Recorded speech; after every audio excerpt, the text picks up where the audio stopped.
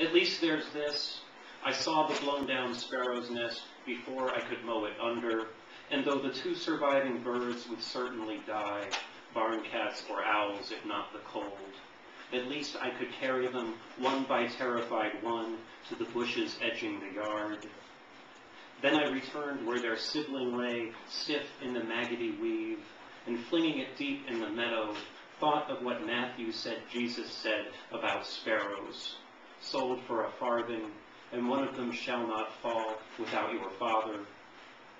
Hope was the lesson, a person's worth many sparrows, but even with our Father, sparrows fall, many of them, and depending on what you fear, he wills it, or fails to stop it, or fails to exist. Old arguments, each one. There are others, I'm sure. Whichever is true, I like to think of the chicks in my cupped palm, so small even Jesus believed they were meaningless, and how they clawed at my fingers, beating their half-finished wings. We matter that much. We matter that much at the least. I'm going to read a few poems from Lucifer now, and I'll try to give you the 10-second version of what the story of the book is like. So the Lucifer that we all grew up with actually never exists theologically. It's kind of folklore. So the basic idea of the book was if the idea we always had of who Lucifer is isn't real, then who might he be? So in the book, Lucifer is the first child of God, and his little brother later on comes along and is Jesus. And essentially, his parents are God and the Word. It's a very dysfunctional marriage. Lucifer grows up in heaven. The first part of the book deals with his childhood. He has a falling out with God and comes down to earth, where he spends the rest of the book doing various things. I'll read a couple from here. This is the first poem from the book, called The Birth of Lucifer. In the beginning was the Word, and the Word was with God, and the Word was quiet as the empty spaces between what would someday become the stars.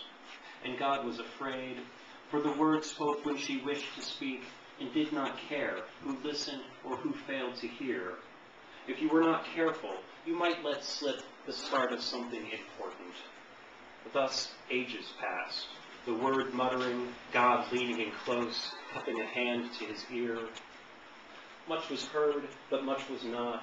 And on the day when Lucifer was born, God found himself full of questions. Where do you come from? Why do you weep? If you are truly my son, then why is your mother not watching you? The assembled angels shuffled their wings and resumed their song, wondering what would change. But the Word rolled her dark eyes. How many times had she whispered exactly this story? How many times had she stilled those silly angels just to be sure he heard her blessed tale? Your son is hungry, she answered, and did not speak again till he was fed.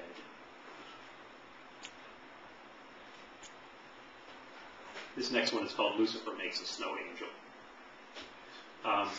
One thing I should say is that is skipped over in some of the intervening poems is that Lucifer is not especially popular with the angels, at least with most of them.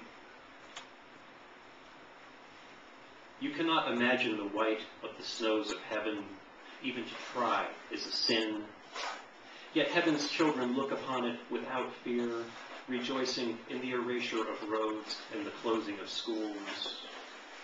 You cannot imagine the silence of the snowed-in kingdom, where even God's voice seems to drop from his mouth to the ground. But the children of the angels sing regardless. Lucifer finds a drift and lets himself fall, and there, for a while, he is hidden, one immortal dazzle against another. He stretches his arms above his head, then back, feeling the cold between his fingers and under his hair. Look, the others sneer, Lucy has wings like us. You cannot imagine the chill of winter in heaven, the bite that drives angels indoors, alabaster faces ablush. But the laughter of the Word is like the falling of snow into snow. Alone in the dead still, it can be heard. Go ahead, she seems to say. You can fly. Eventually, the Word has enough of God's nonsense and takes off. And this is her parting shot, the departure of the Word. In the beginning I was, in the end too I will be, and in between here I am, word after word after word, or moment after moment, to use your human term. You call them uncountable, say there is no end, but I count. You're surprised that we can speak before you even exist, but the sound you will become is known to me. Imagine my shame. Even as my lips parted, I knew the passing of what you will call your lives. Few things were harder to say, and yet we are of a kind. In the beginning I was, but before I do not know, and therefore, like you, I fear the finish, the blank pages beyond what I have to tell. When that last word is spoken, this might seem selfish to you, whose time to speak will be short, understood, but understand how long I have been speaking, understand how rarely I am heard. Even you, human, are mostly deaf, forgetful, created as you will be in his own image. And he says my voice is still, small, complains that I am quiet. My throat is raw from screaming. Enough. I cannot stay here any longer, lips bleeding for nothing. Let him listen to the angels. Let him make his idiotic world. Yes, I know what he has in mind. Do not think me harsh. I see how the silence of heaven will feel unfair, and therefore I tell you this, lonely one, though you will not remember a thing that I say. Farewell, I am going, I am done. I'll read one more from here and then one more from the other book. I imagine a couple people here have taught poetry workshops before or been in poetry workshops before, and this poem came out of the experience I've had in every single class I've ever taught or been in, a particular phenomenon. Lucifer's beginning poetry workshop. Lucifer loves the beginners. He loves how their hands shake as they pull their Xerox drafts from their untattered folders, and the way, bright as they are, it takes them 2 months to learn to pass those poems to their peers in an organized fashion. It reminds him of creation, the galactic mess spinning from his father's hands, hands beyond holding, as white as starlight, unblemished but for long-bitten nails.